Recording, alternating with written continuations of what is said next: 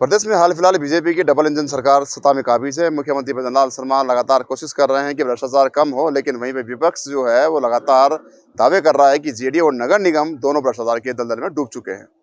हाल फिलहाल मैं जेडीए खड़ा हूँ, जहाँ पे योगी समाज जो है वो यहाँ पे आए हुए हैं। कुछ जो पदाधिकारी नेता हैं योगी समाज के वो पहुंचे हैं जेडीए में, और उनका साफ साफ कुछ मांग है। मांग ये है कि कुछ जमीन उनको पूर्व में अलॉटमेंट हुई थी जेडीए द्वारा, लेकिन पेट्रोल पंप को देने के बहाने से इनकी जमीन कम कर दी गई और वहाँ पे रातों रात पक्के निर्माण बन चुके हैं। जो किसकी मिलीभगत से बने हैं, क्या पूरा मामला है, उन्हीं की जुबान जानते हैं। सर, सबसे क्या नाम है आपका?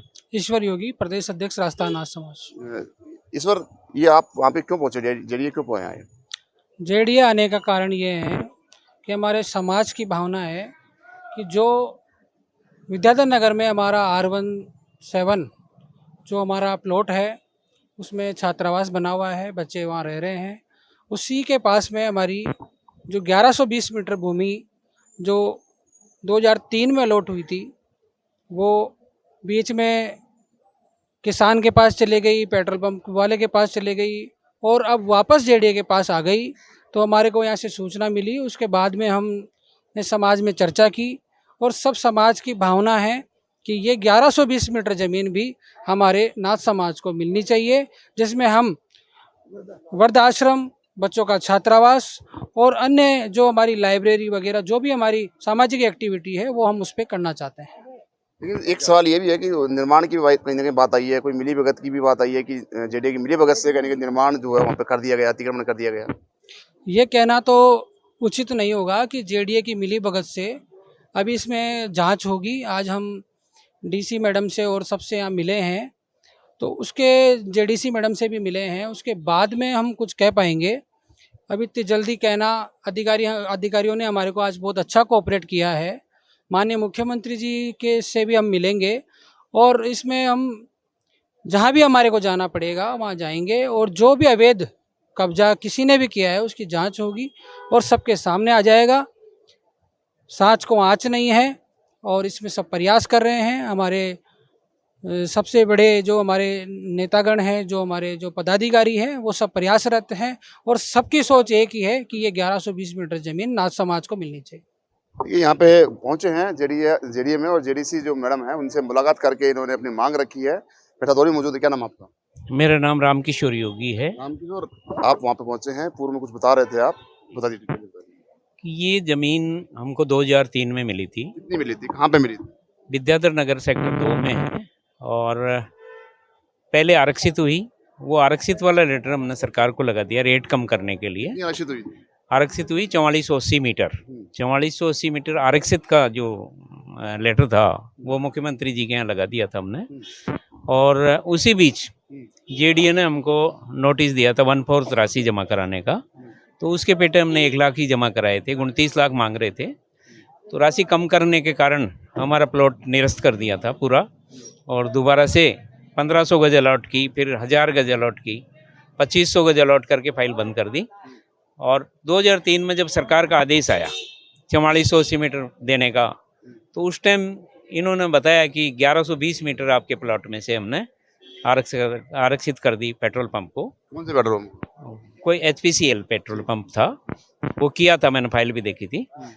तो उषा मैडम थी उस टाइम, उषा शर्मा जी IAS, उन्होंने कहा भाई मेरे पास जितनी बच रही है वो सारी दे सकती हूँ आपको, आप सहमति बना लो, सहमति है तो पट्टा जारी करा लो, नहीं सहमति है तो कोर्ट चले जाओ। ये वर्ड थे मैडम के। तो हमने सब ने राय करके और ये किया भाई जो मिल रही है इसको ले लेना चाहिए।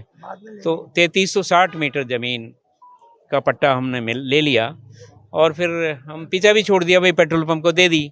तो बाद में पेट्रोल पंप का आवंटन रद्द हो गया। रद्द होने के बाद जेडीए के पोजीशन में ज़मीन आ गई। अब उनको पता लगा कि जेडीए पोजीशन में आ गई, अपन को ज़मीन की आवश्यकता है, हमारे पास आदेश है सरकार का। तो इन्हीं चीज़ों को लेकर के हम डीसी मैडम से ये क्या मांग करके आए डीसी मैडम? 1120 मीटर ज़मीन चाहते हैं। हुई है वो हर हालत में 1120 मीटर हम लेना चाहते हैं और किसी ने उस पर अतिक्रमण किया है उसको उठाना चाहते हैं। हमने आज लिख के दिया है। मैडम ने क्या रेस्पॉन्स दिया? बोला हम जांच करा के कल ही कार्रवाई करते हैं। मैडम ने आश्वासन दिया है कि कल की तारीख में जांच हो जाएगी, मौके पे चले जाएंगे और कार्रवाई करेंगे। अगर हाल फिलहाल भी आपकी मांग जो है उस पर कार्रवाई नहीं हुई तो क्या आगे? अभी सीएम के जाना चाह रहे हैं हम, सीएम साहब CM से मिलेंगे? सीएम से मिलेंगे और इन्होंने अच्छा रेस्पॉन्स दिया सबने हमको। अतिरिक्त आयुक्त से मिले हैं, आयुक्त से मिले हैं, जेडीसी से मिले हैं।